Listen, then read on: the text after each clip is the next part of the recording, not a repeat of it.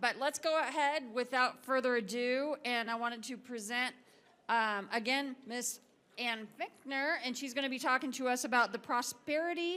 Prosperity looks like a tree. Yeah, they got me dialed in. Hey, everybody, thanks for sticking it out.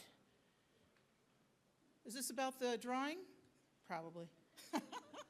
Hey, what Davey Resource Group is donating is that 55-inch TV out there, so good luck. Yeah, it's brand new, so got it in the box, and we'll pack it up for you. Actually, you know what? Whoever wins it, come to me. You can pack it up. So, where am I pointing here? Whoop, ba-doop, ba-doop. I see what I'm doing. I'm going backwards. Yeah. Let me start over. Yeah. Here's the things I want to talk about today. You know what? My screen's not. It's not keeping up with the slides. So if you couldn't mind adjusting that, that'd be groovy. We're going to be talking about why trees matter. I know this is a little refresh for you all. I know Kathy Wolf was here last year or the year before. I want to talk about some community connections. Pardon me on the spelling. I just put the slide deck together. Wanted to add a few things to it.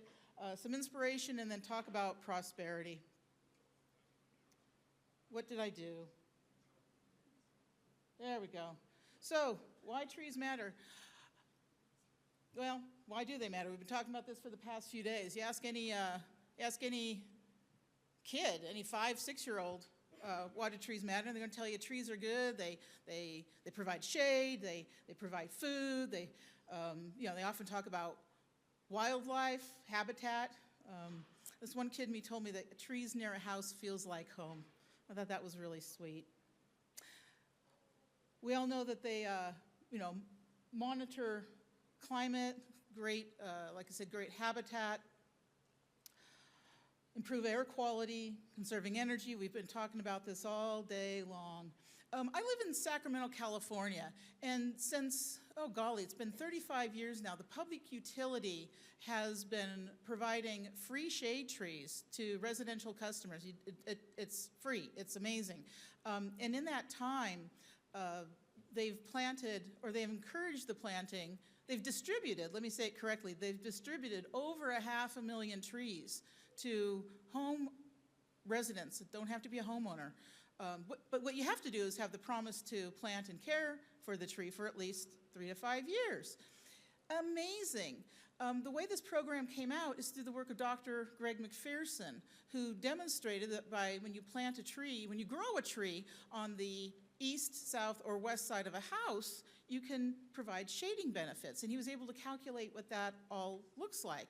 And so the utility said, oh, that's really interesting. Let's take this on as a fun little project. Well, this fun little project's been going on for 35 years, and it's been a model for other similar projects throughout the country. So yeah, properly planted shade trees can cool buildings in a very smart way. Trees, of course, enhance the economic stability in a community by attracting businesses and visitors. You know, if you think about where you shop, think about where you like to shop, I bet there's going to be trees there. Again, in a hot environment like here, like most of the West, I mean, any parking lot, guess where everyone's parked? Under the shade trees, right? Well, not for, for every good reason. Shoppers indicate that they're going to travel a longer distance, they're going to linger longer at the shop, and they're willing to actually spend more because of this perceived, welcoming that makes it, comfortable, a comfortable shopping experience. This number's all over the place. I've read different reports from Department of Realtors, but, and so I'm sorry that it does expand between 3 and 15%, but a large tree, or let me say it more correctly, large trees in a neighborhood can impact property values. In fact, I was talking to Dr. McPherson, not too long ago, and he was making the point, it's not necessarily the tree in front of your house, but it's the trees lining the path to your house, which actually drives the monetary value. I think many of us, or some of us, have been involved with traffic calming efforts in terms of working with our planners and such, and it's been demonstrated with a high level of success that urban trees can play a role in reducing traffic hazards. The most recent research suggests that they actually may improve driving safety. One study found that 46% decrease of crash rates across urban arterials, when they were installed. And so they do act, people drive slower, a little more mindful. I don't know, maybe it's the dance between the shading elements. Maybe they're just looking at the beauty. I don't know, but it's a proven approach for calming traffic. And we all know about the urban heat island effect. Our cities are hot, and they're getting hotter. Land surfaces such as dark rock and asphalt absorb and retain heat, while vegetation, open water, and light-colored surfaces reflect heat. In addition to the heat, we're actually creating more heat by running all the HVAC units, and that's contributing. So as we have more vegetation, that's a mechanism for cooling our cities. This isn't new to anybody, right? Yeah. So it's not news to us, but for some reason it's news to the rest of the world, and this has really been hitting local, statewide, and national and international news in the past few years, as cities have been recording higher temperatures for a longer amount of time. The awareness of heat stress on humans and animals is more and more talked about. In a recent study found that for every 2% Fahrenheit increase in temperature, there are an estimated 20 to 30 cancer cases that are expressed, and roughly 100,000 air pollution-associated deaths. It's stressful on the body. It stresses all aspects of it. And trees and vegetation, of course, lower the surface and air temperatures by providing shade and through evapotranspiration. So this has been a proven strategy. And, again, communities are paying attention. Across the U.S., there's plenty of studies that have been published around the improvement of cooling temperatures, of providing improved air quality. This is just kind of a short list.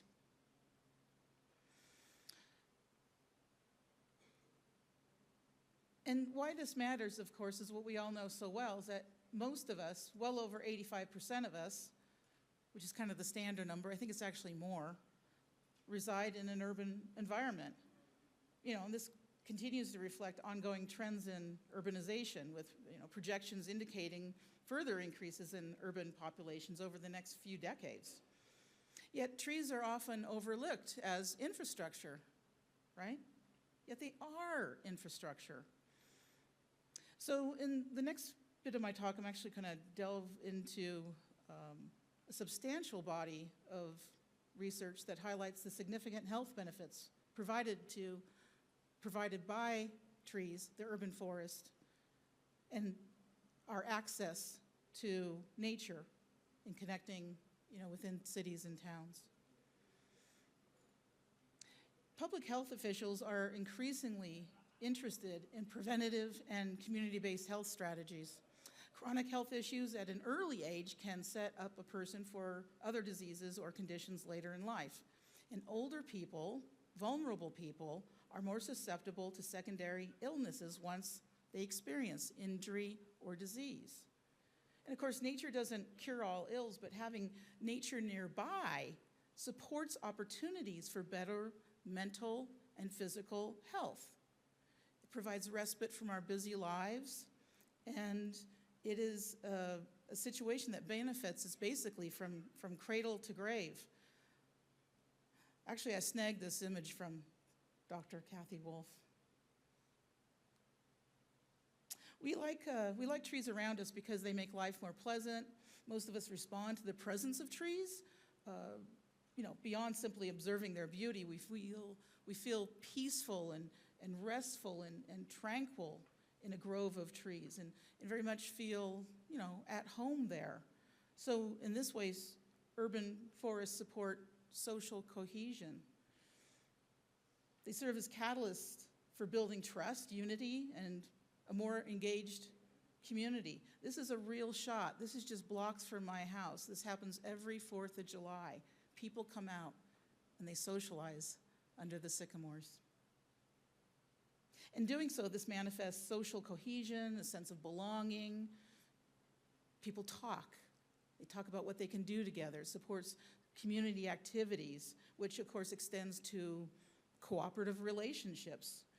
And in all of this, there's a perceived safety and engaged trust with one another. So in fact, tree-filled environments are also associated with, creating a sense of safety and trust in the community. Trees help us move and get going. Residents near parks are 3 times more likely to meet daily physical activity recommendations. Why? Well, getting back to the heat issue, tree canopies can reduce urban temperatures by 2 to 9 degrees, which makes it a pleasant walking experience. Of course, the public health impacts are that we're able to conceivably, lower obesity rates, reduce the prevalence of chronic conditions like diabetes, and there's just been a documented overall reduction in heat-related illnesses and deaths. I know this is also not news, because this has been talked about quite a bit in conferences, and especially in the past 5 to 10 years. But when we create greener places, we also create more equitable places. And yes, I'm going to go there. Diversity, equity, and inclusion. It's a hot topic this month, isn't it? DEI is an organization. I'm just going to say the words again, because I think it's important to say the words. Diversity, equity, and inclusion. It's an organizational framework that seeks to promote the fair treatment and full participation of all people, particularly groups who have historically been underrepresented. Tree canopy cover is both a reflection of and a contributor to neighborhood prosperity. There are enormous efforts going on throughout our nation looking at communities, areas within communities that have lots of tree canopy and very little to no tree canopy. And there is a direct relationship, my friends, between tree canopy and economic stability. And that's the facts. Up until the last few months, the US government has put a lot of attention, energy, and money towards the identifying places to improve canopy and providing resources for local groups, especially nonprofits, tribes, municipalities, to really focus planting trees, growing trees in these areas that have historically not had vibrant canopy.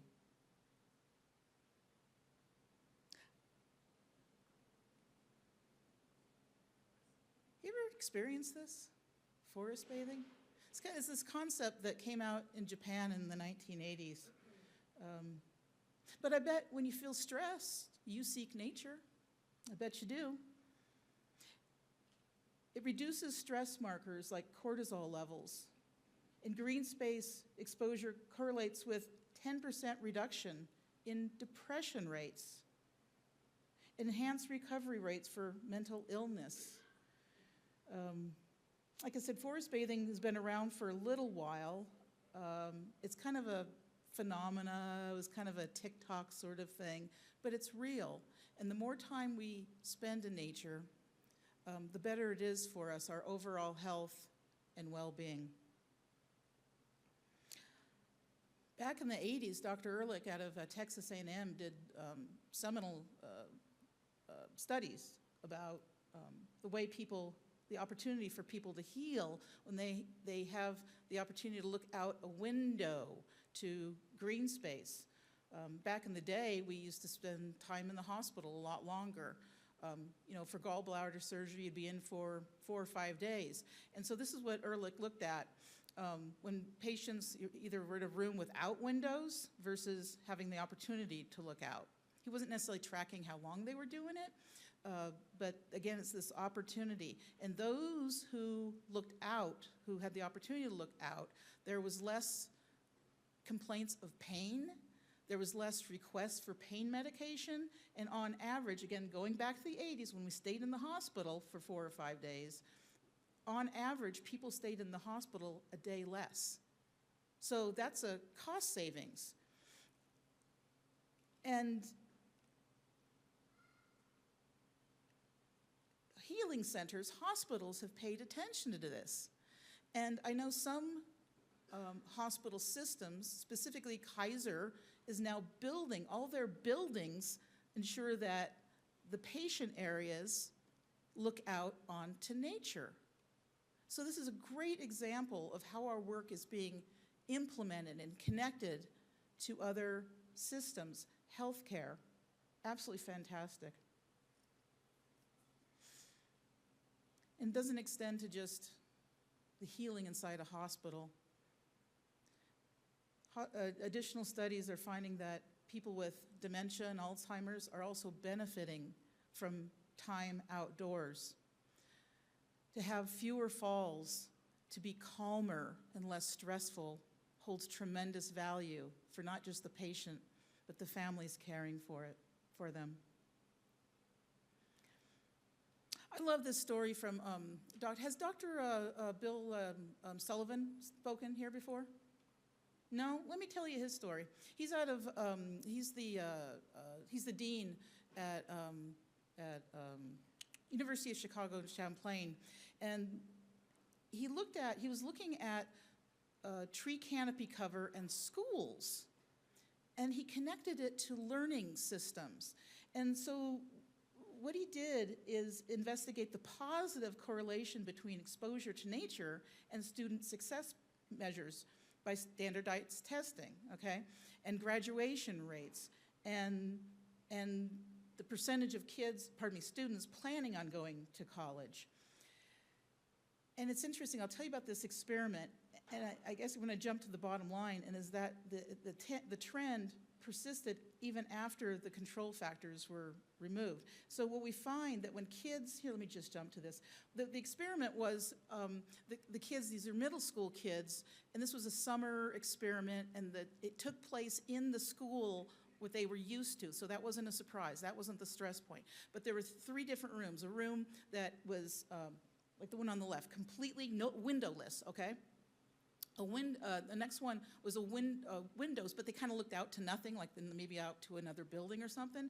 And then the third scenario was windows that looked out onto nature, okay? This is a full classroom. Had the parents' permission, all of it, got it all signed off. And then what they did is they brought the kids in and they stressed them. How do you stress a teenager? Not too hard. These are the specific things they did. They had them come in, 2 of the researchers, not that much older themselves, so university students, so probably in their early 20s, came in, sat in the table, kind of like what you're doing, in white lab coats, said nothing. But the kids were given a note, and they were instructed to talk about their future. Okay, so you're talking about like middle school kids about to go into high school, starting to think about college, starting to think about trades, starting to think about their future, and they're kind of excited about it. But what the people in the lab coats presented no emotion, like there was no positive feedback. Imagine telling somebody about how excited you are about something, and you get no reaction. It's stressful. Next thing they were asked to do was to do some proofreading. Find the real words in here. Oh, it's a time test, over. The next test was to do some subtraction. Take 4,029, subtract 13. Do it again. They did it over and over again until they missed, and they'd have to start all over again. That portion of the test was, I know, stressful. 5 minutes, just stresses me to think about it. The next test was the Stroop test, where you might have seen this before, where the word green, or the word for a color is in the color not of the word, and it keeps popping up. And they're having to, again, their brain is trying to figure out what they're looking at and then communicate the real word. Stressful. Here's the outcome of this. When kids were stressed, then tested, the folks that had the opportunity to look out on nature, not only did their test scores improve, they improved exponentially. So this test has been replicated for over a decade now, and the results have been the same. And I gotta wonder about all these school campuses with so-called temporary buildings without windows that have been around for 20, 30 years. I gotta think about the school campuses. Just driving around here, there's no trees. Where I live, they are so under-canopied. And this research is like, who doesn't want kids to do well in school? It kind of underscores everything we want as a society, right? The state of California is putting a lot of attention to this. In fact, historically, they've been passing out over $30 million annually to urban forestry projects. Last year, they put the brakes on this all. They just put the brakes down hard and said, municipalities, nonprofits, carry on with your good work in the urban environment, but you know what? We're going to fund growing trees on schoolyards. $40 million were allocated last year. This is a big deal. And what they're doing, they're not doing it as business as usual, I'm very pleased to say. They are looking at what has gone right, very little, and what has gone wrong, a whole lot of problems. Like, why don't we have our schools adequately canopied? What is the problem? And I can give a whole nother talk on that, but they're addressing it and correcting it. It goes everything from personnel to unions to antiquated irrigation systems to vandalism, to the whole gamut, and it's being addressed. And I hope it gets addressed throughout this nation, because every child should have the opportunity to thrive, and there should be no barriers to this. And if it takes planting, a dozen trees at some schools, let's do that.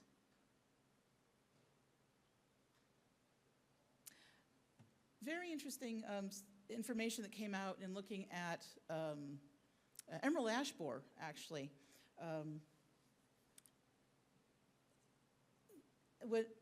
Kind of a secondary interest in all this, the researchers found that when they looked at the trees removed and they looked at overall health populations, that when pregnant women live within 50 meters of trees, they tend to have healthier, fatter babies.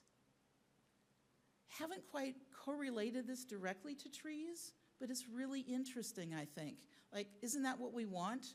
Healthy, fat babies? Because they become healthy, active kids. There's been a tremendous amount of energy put into building this body of work. Again, I want to acknowledge the work of Dr. Kathy Wolf at the University of Washington. She's retired now, living her best life, kayaking the Pacific Northwest. But she is really one of the leaders who's been assembling all this, or actually having her postdocs assemble all of this. The Nature Conservancy has jumped on and is also publishing this work. The landscape professionals are also doing this. We're finally getting the word out. In fact, at my Davey booth, I had a little bookmark. You're welcome to take those, just kind of highlighting some of the basics. And if I'm running low, let me know and I'll send you some. So these urban forestry initiatives, have really developed across, local communities, but the word's finally getting out, and governments are jumping on this and starting to monitor what the correlation between trees planted, canopy coverage, and health savings.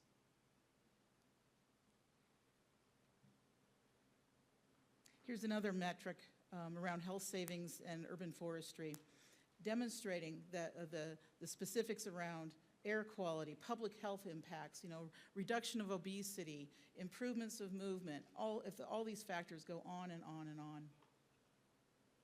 What's that? Oh, sorry, I thought I heard something. I guess it's in the hallway. Job creation is another aspect of prosperity in our field that's really opening up. My first talk, I gave a call for, Davey's hiring. I think everybody's hiring. There's so much work to be done. There's not enough people in our field to get the work done. And it's not just climbing trees. It's not just putting the shovel in the ground. It's all aspects. It's, technicians, it's GIS, it's the connection, with planners and engineers, economists, horticulturists. There is just a bounty of work here. And the sad thing to me is that I don't think I've ever seen a Halloween costume that was an arborist, right? Or a tree planter. And we need to feed this information to our children out through the communities that this is legit. This is a career path. You can make a living doing this, and you can contribute on a really big, important scale by the job the career you select, and how you decide to spend your time. So, there's a lot of good things in our world. There's abundance. There's the resources of information. There's published studies validating, verifying that the work we're doing is so important to public health, to prosperous communities, to fairness, to quality of life. And like I said, there's what you're doing is so important. It's significant, and it's powerful, and it's about wellness and this potential for greatness. But the problem is we only have a very valuable resource, yet it's underappreciated and underinvested. In fact, I would argue we are not winning the game right now. Most people in communities don't, as Neil mentioned just moments ago, don't understand the benefits of trees provide. There's a fear factor. Trees are not seen as infrastructure and a prescription for health. Most land managers, municipalities, and schools and parks, HOAs, whatever, golf courses, don't know what they have. Most of them don't have an inventory. Again, how do you manage something if you don't know what you have? Out here in the West, it's still on this tremendous growth trajectory. Every community seems to still be expanding. New buildings, new residential, all over the place. And it's estimated that in the US, we are losing about 4 million trees per year, and they're being replaced with impervious surfaces that cause issues like flooding and water contamination and loss of biodiversity and air pollution and so forth. The problem is we have this very valuable resource, yet again, it is underappreciated and underinvested. So why is that? Well, most of us know that trees are a cost center. They're producing benefit that nobody really sees. But yet it still costs money to plant and grow and manage the trees within our urban forests. Mindful management does not happen by chance.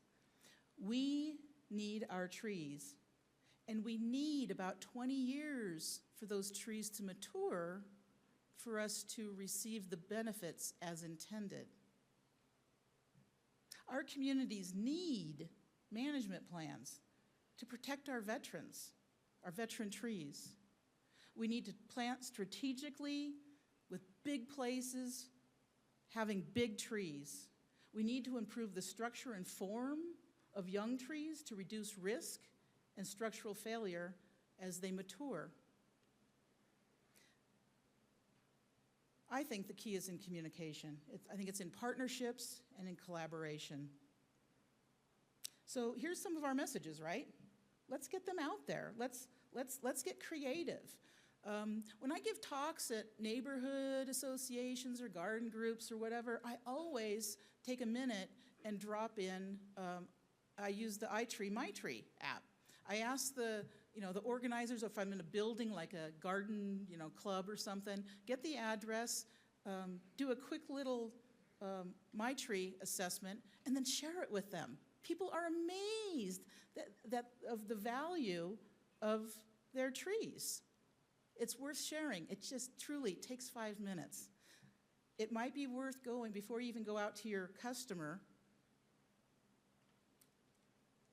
to do a quick My Tree analysis and share it with them as part of your first visit. You might be amazed by the reaction and appreciation of, oh, I didn't know. And if that tree has hundreds or thousands of dollars of benefit, it kind of helps stomach that cost of the tree prescription, right? I want to switch just a hair. I was talking, I was sharing with a few folks.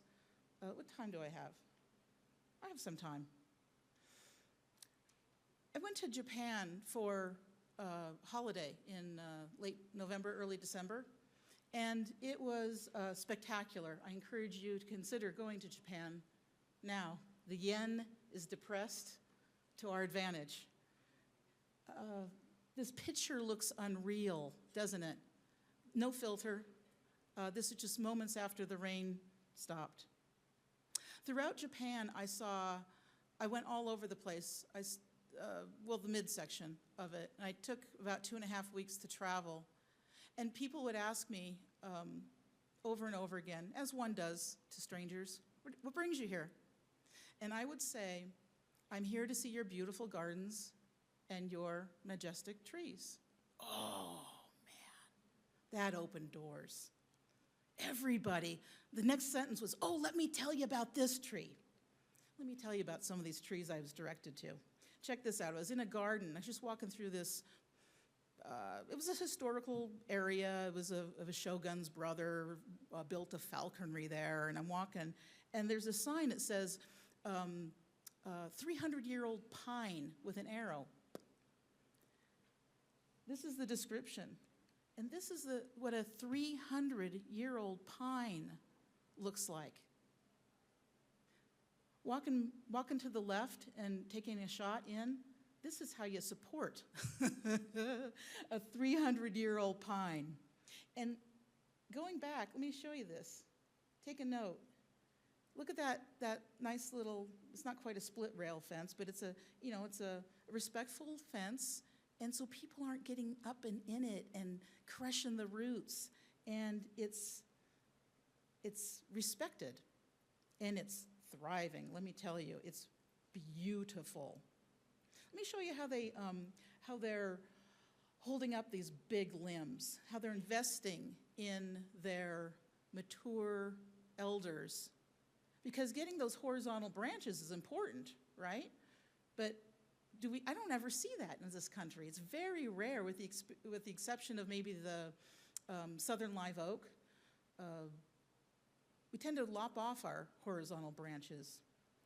And I didn't see, over and over again, I didn't see like the attachments had been there too long, like I see over here. Sometimes even like Christmas lights, they start to wrap around the tree and can start to see the constriction. Have you ever seen anything like this? It was like, what is going on here? It's like it was a bit of a mystery to me. And then I finally found a sign that told me what was going on. So it snows here. This is in Tokyo.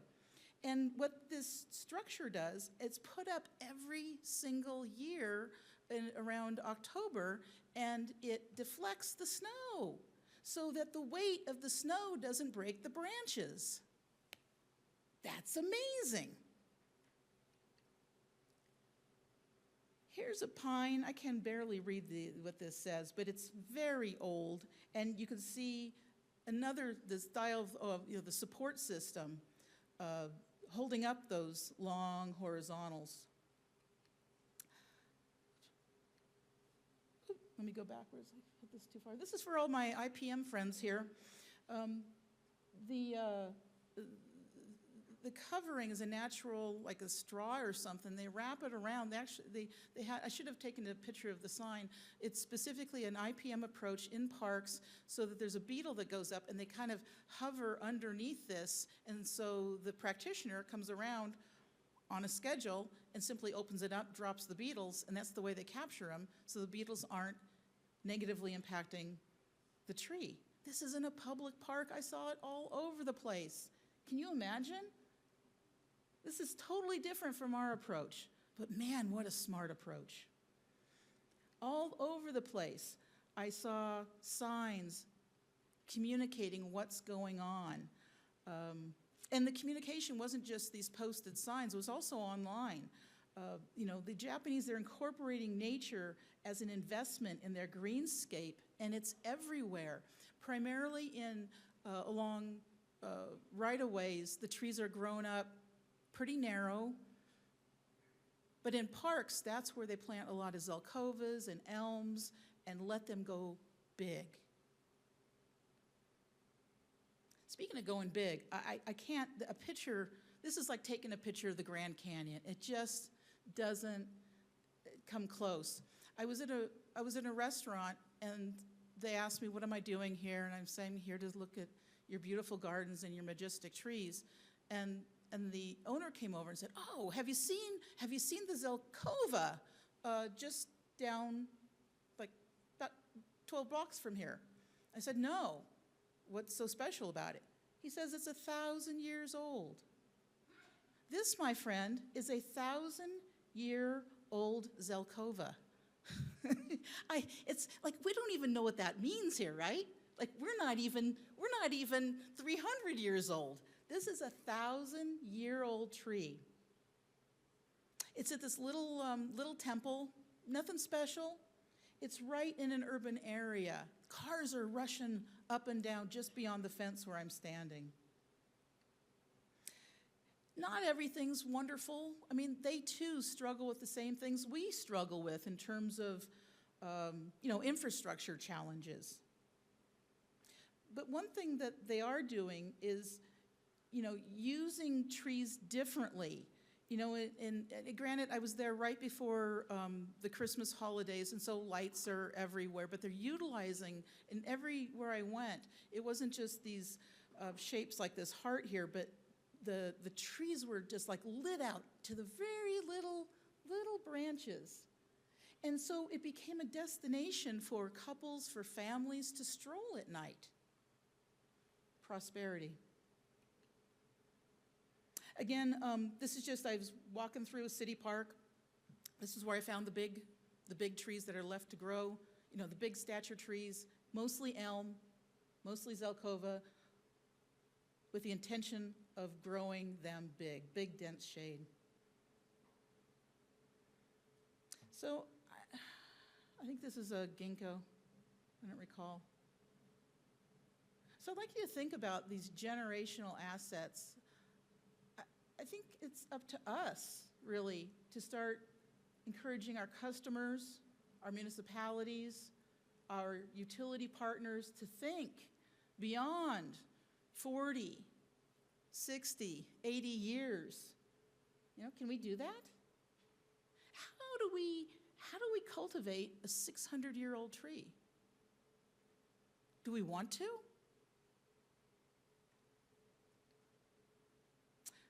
Well, the answer to this is really we invest in it. We step in, we lean in. This sign lists the plant. This was in a little strip on the street, So street, sidewalk, little planting strip, and then sidewalk. It lists the plants and like the azaleas and this and that. It just kind of says, these are the plants planted in this area. And then it says, this is what it says. It says, we are cooperating in improving the charm of Nagoya with beautiful flowers. So that's the town. We are cooperating in improving the charm. And below that, it says the Okya Steel Machinery Company. So I'm like, wow, that sounds like they're big. Well, I looked them up. They just celebrated their 350th anniversary. This corporation started as a hardware store in 1669. And environmental stewardship is part of the company culture and values. And they're international. They're all over the place. I had to look it up, I didn't know. They're throughout, at least over a dozen countries. And here in the United States, they have offices in Illinois, Kentucky, Tennessee, Georgia, several in California, and there's even a Houston branch.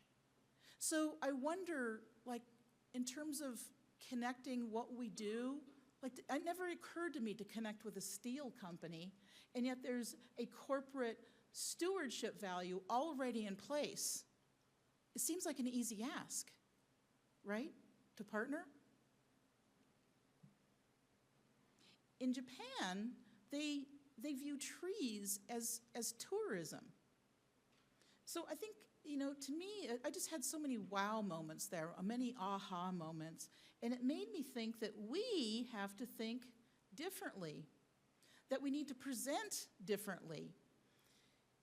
It's just kind of food for thought, but there's so many treasures and wonders around us that unless we're the ones to connect the dots, the other side, the healthcare providers, the engineers, the attorneys, the marketing people, they don't know this. It's up to us to communicate the many benefits of the urban forest and how it impacts their world. I know we talk about there's not enough money, there's definitely not enough staff, there's struggles for training opportunities. Our days are full, I get it.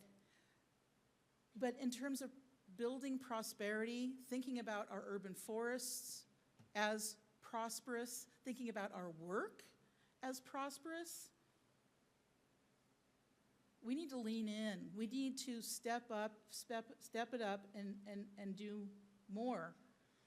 So I'd like you to think about all of this, like for your perspective, like where are the gaps? How do you see our industry becoming prosperous?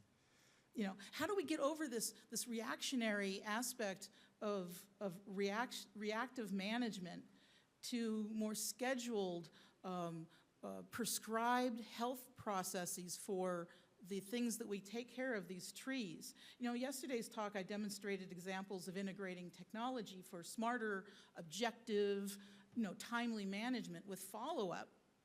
So, what else? How do we transition from trees being an afterthought to truly being a part of infrastructure? I read a lot of papers. I scan several newspapers every morning.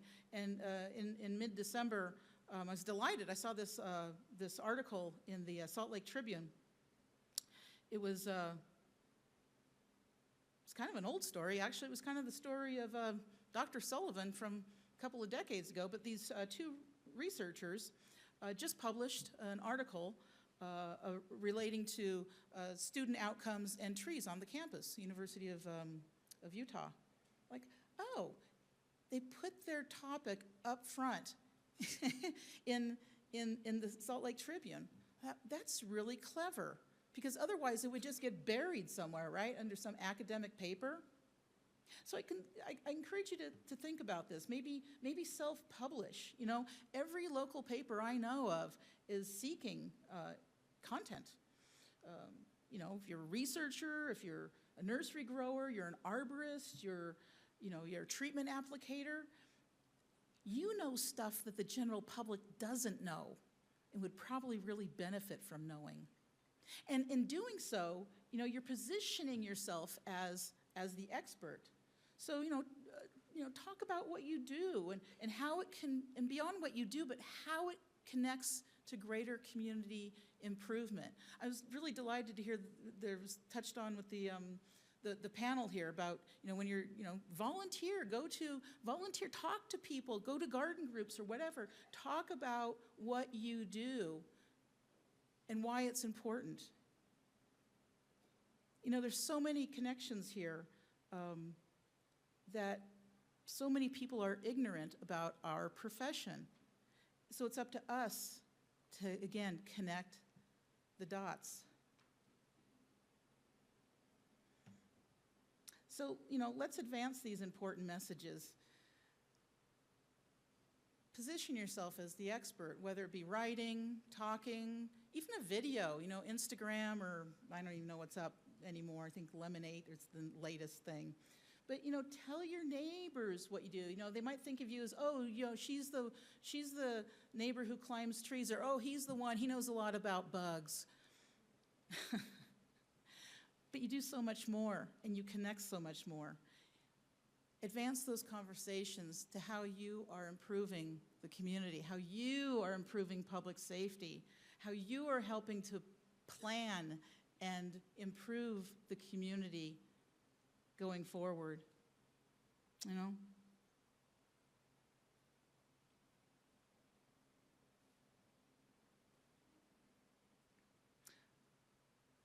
We're running out of time, and I don't want to take us to the very end because I know it's Friday. You're anxious to hit that freeway traffic. Yeah. For me, this has been really a spectacular conference. I've had conversations in the past few days around technology, growth, the need to bring more people into our world, the value our work contributes to our communities and the greater world. And there's been so much information shared in the past few days, and I hope that you feel inspired to connect with other professions, with the healthcare world, with legal, with policy, industry. Heck, just join the business chamber. Let them know that you're here. Let them know what you do. Let them know that you have valuable information and resources to contribute that impacts their world as well. Ursula, you gave a great suggestion. You suggested, remind me, the one about taking something with you. You suggested we all take a moment and think about 3 things that we learned and that we want to take with us, that we will actually incorporate into our work or maybe our lives. And then she came up with another great suggestion. She said, find a path to accountability. Make sure if this is important to you, make sure you do it. Ask a colleague or a spouse to hold you accountable in implementing what you learned here today. This is actually one of my favorite conferences, and the thing I love so much about this conference is the energy that we all put forth. But beyond most conferences, the cultivation of an environment to connect and share and learn from one another is absolutely fantastic. I just want to call out, can all the board members and people who helped put this conference together stand up, please? Actually, you know what, do me a favor, walk forward. Can you all join me on stage? This is important. And as they walk forward, I want to have you make note. Come on, join me here. That the Wizard of Oz is not here. These are real people. These are our friends. These are our colleagues. These are people who work collaboratively. Oh, maybe there is a wizard. There is a wizard, but not the Wizard of Oz. There's no slippery, slimy guy behind the curtains. I celebrate everybody surrounding me here. This is what a successful conference takes. This is what collaboration takes. If you have ideas of, oh gosh, I wish they would have talked about this, or what about that? I was talking to somebody who was listening to the talk on irrigation, and he took the formula and then built an app, and now his business is using it as a standard of business. That's the wow factor. That's what happened here. So if you have ideas, this is not a fixed body. They welcome contribution. They welcome ideas. So step in, lean in. I have nothing but applause and I have love for all of you. Thank you for all that you've done.